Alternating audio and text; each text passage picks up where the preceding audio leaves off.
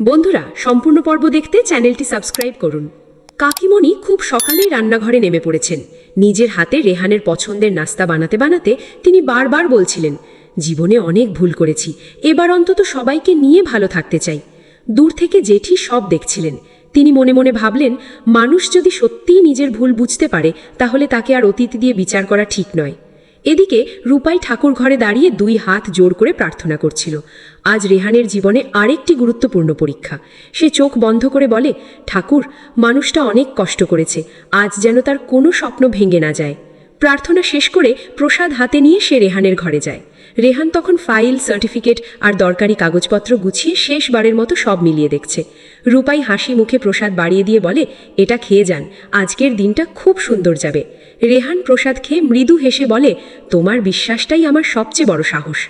নিচে সবাই একসঙ্গে নাস্তার টেবিলে বসে। কাকিমণি নিজের হাতে রেহানের প্লেটে খাবার তুলে দেন। প্রথমে সব ঠিক থাকলেও এক চামচ মুখে দিতেই রেহানের গলায় কাশি উঠে যায়। ভুল করে খাবারে অতিরিক্ত মরিচ পড়ে গেছে। কাকিমণি ভীষণ অপ্রস্তুত হয়ে যান, বারবার ক্ষমা চাইতে থাকেন। রূপাই উদ্বিগ্ন হয়ে বলে, কাকিমণি, আপনি তো জানতেন উনি ঝাল একদম খেতে পারেন না, আজকের দিনে একটু সাবধানে করলে ভালো হতো। রূপাইয়ের কথায় কাকিমণির মুখ শুকিয়ে যায়। তিনি মাথা নিচু করে দাঁড়িয়ে থাকেন। ঠিক তখনই রেহান গম্ভীর গলায় বলে, রূপাই, কথাটা অন্যভাবেও বলা যেত। সবাই ভুল করে, কেউ যখন বদলানোর চেষ্টা করে তখন তাকে সুযোগ দেওয়া উচিত। রূপাই প্রথমে অবাক হয়ে যায়। সে তো অপমান করতে চায়নি, শুধু চিন্তা থেকেই কথাটা বলেছিল। কিন্তু রেহানের কঠিন গলায় বলা কথাগুলো তার বুকের ভেতর কষ্ট হয়ে বিঁধে যায়। শালু পুরো ঘটনাটা চুপচাপ দেখছিল, কিন্তু রান্নাঘরের দরজার আড়ালে দাঁড়িয়েছিল মিশকা। সে নিজের মোবাইলে এমনভাবে ভিডিও ধারণ করলো যাতে দেখে মনে হয় রূপাই ইচ্ছা করেই কাকিমণিকে অপমান করছে।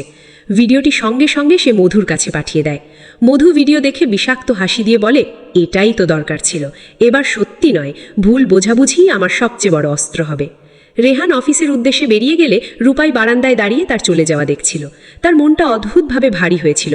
সে মনে মনে ভাবছিল, আমি কি সত্যিই ভুল বলেছি? জেঠি এসে তার কাঁধে হাত রেখে বলেন, সব সম্পর্কেই এমন ছোট ছোট অভিমান আসে, সত্যিকারের ভালোবাসা থাকলে সব ঠিক হয়ে যায়। অন্যদিকে অফিসে পৌঁছে রেহান নতুন বিপদের মুখোমুখি হয়। কর্তৃপক্ষ জানায় তার আবেদনপত্রের গুরুত্বপূর্ণ কিছু তথ্য সিস্টেম থেকে মুছে গেছে। একজন কর্মকর্তা বলেন, আপনার ফাইল অসম্পূর্ণ দেখাচ্ছে।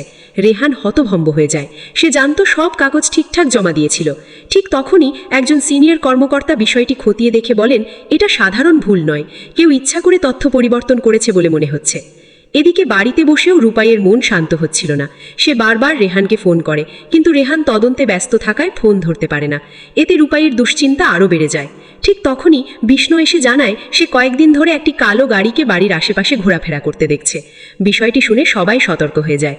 অন্যদিকে মধু তার সহযোগীদের নিয়ে নতুন পরিকল্পনা করে। সে বলে, শুধু রেহানের কেরিয়ার নষ্ট করলেই হবে না, এবার ওদের বিশ্বাসটাও ভাঙতে হবে।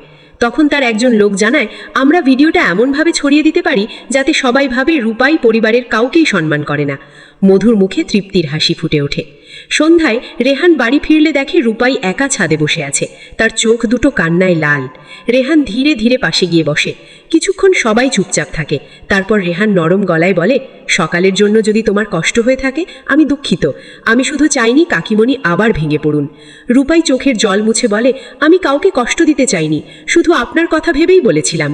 রেহান আলতো করে রূপাইয়ের হাত ধরে বলে, আমি জানি, কিন্তু কখনো কখনো ভালো উদ্দেশ্যেও ভুলভাবে প্রকাশ পায়। কথাটা শুনে রূপাই মৃদু হেসে মাথা নাড়ে।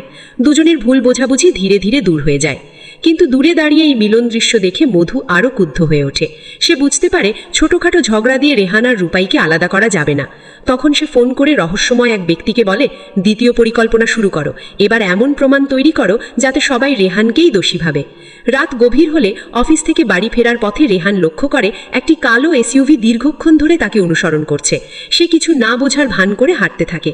গাড়ির ভিতরে বসে থাকা মুখোশধারী ব্যক্তি ফোনে শুধু একটা কথাই বলে, মধুমিতা ম্যাডাম, আজ নয় কিন্তু খুব শিগগিরই ওদের জীবন ওলট পালট হয়ে যাবে।